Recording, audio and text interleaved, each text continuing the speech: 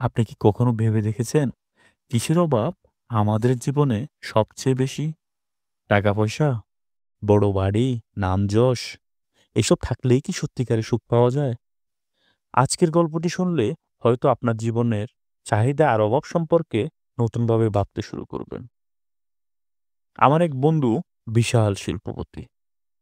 তার 10টার বেশি ফ্যাক্টরি আছে, শত কোটি টাকার ব্যাংক ব্যালেন্স। কিন্তু তার জীবনে এক মুহূর্তের জন্য শান্তি নেই। সারাদিন ব্যস্ত থাকে দুনিয়ার পেছনে। একদিন আমি তার অফিসে বসে গল্প করছিলাম। এমন সময় তার এক কর্মচারী এলেন। কিছু টাকার প্রয়োজন। তাই মালিকের কাছে সাহায্য চাইলেন। আমার বন্ধু তখন হেসে বলল, যদি অভাবের কথাই বলতে হয়, এই অফিসে আমার চেয়ে অভাবী আর কেউ নেই। আমি অবাক হয়ে বললাম, আমাদের সবার যা আছে, তোর একাই তার বেশি সম্পদ আছে। তাহলে তুই কিভাবে অভাবী হলি? সে বলল, শোন তাহলে, তোদের একটা গল্প বলি। একদিন বড় এক ব্যবসায়ী দেখলেন তার অফিসের পিয়ন হাসি মুখে টেবিল মুছছে আর গান গাইতেছে। ব্যবসায়ী তাকে জিজ্ঞেস করলেন, তুমি এত সুখে থাকো কিভাবে? তোমার কি কোনো টেনশন নেই?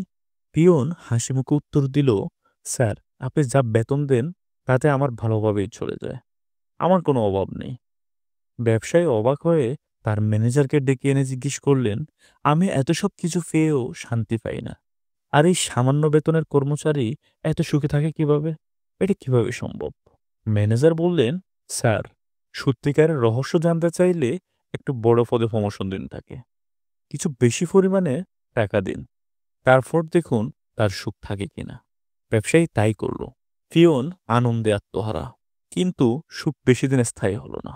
নতুন বড় চাকরি মানে একটা বড় বাড়ি দরকার, ভালো স্কুলে ছেলে মেয়েদের ভর্তি করানো দরকার, দামি আসবাব, টিভি, ফ্রিজ সব কিনতে হবে। ঈদে এক জোড়া জুতা দিয়ে এখন আর চলে না। আত্মীয়রা নতুন সম্পর্কের জায়গায় নতুন প্রত্যাশা তৈরি করলো।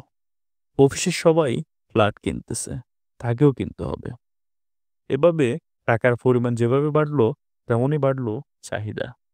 আগে অভাব ছিল মাত্র 1000 টাকার, এখন অভাব লক্ষ কোটি টাকার। এত চাপ, এত চিন্তা, সে রাতে আর ঘুমাতে পারত না। একদিন ব্যবসায়ী তাকে জিজ্ঞেস করলেন, তোমাকে এত বড় প্রমোশন দিলাম, এত টাকা দিলাম, এখন তো তোমার আরো বেশি সুখে থাকার কথা। তো বলো এখন তুমি কেমন আছো? পিয়ন বলল, স্যার, কিছু সম্পদ পেয়েছি, চাকরির প্রমোশন পেয়েছি, কিন্তু তার সঙ্গে অনেক বেশি অভাবও পেয়েছি। এই চাহিদা যে এভাবে বাড়বে তা আগে জানতাম না। আগে আমার কিছুই ছিল না, কিন্তু অভাবও ছিল না।